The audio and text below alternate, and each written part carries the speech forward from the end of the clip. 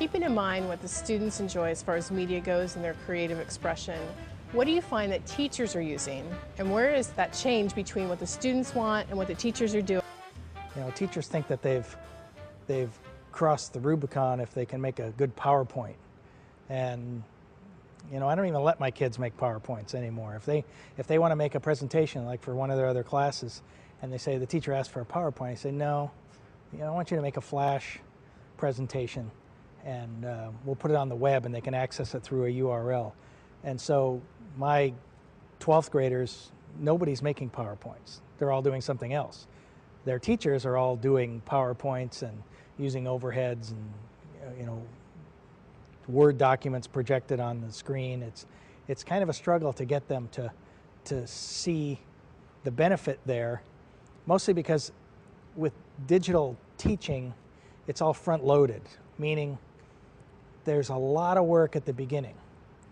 For my class, because I teach at a year-round school, my semester started on January 2nd, and I had been off track for 2 months. Well, for maybe that whole month of December, I was building my whole semester, so that by the time I started in January, most of my work was already done. And then it was simply me in the classroom with the kids. For other teachers to see that work is necessary and in the end will make their life a lot easier, it's kind of a hard sell. As opposed to the teachers, traditionally they'll go into classroom, they'll say, what are we doing this week? They'll prepare a lesson the day before, and they just sort of do it along the way. And you can't do that with digital media because there's too much prep involved. One thing that Ron Smith said here about teachers and PowerPoints, I don't necessarily agree that all teachers believe that they hit the mark when they made a good PowerPoint. I use it personally just so it is a organizer for what I want to do in class.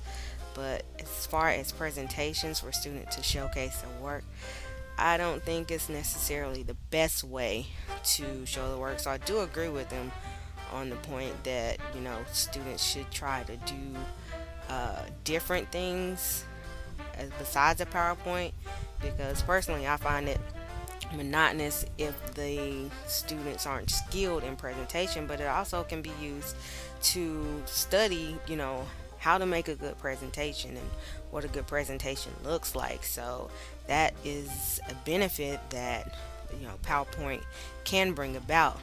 So another thing that I really wanted to focus on was the fact about how he says digital classes are front loaded, and that, you know, taking the time out to use vacation time to get the semester together, and how it's a hard sell to teachers. I don't necessarily think it's a hard sell for teachers.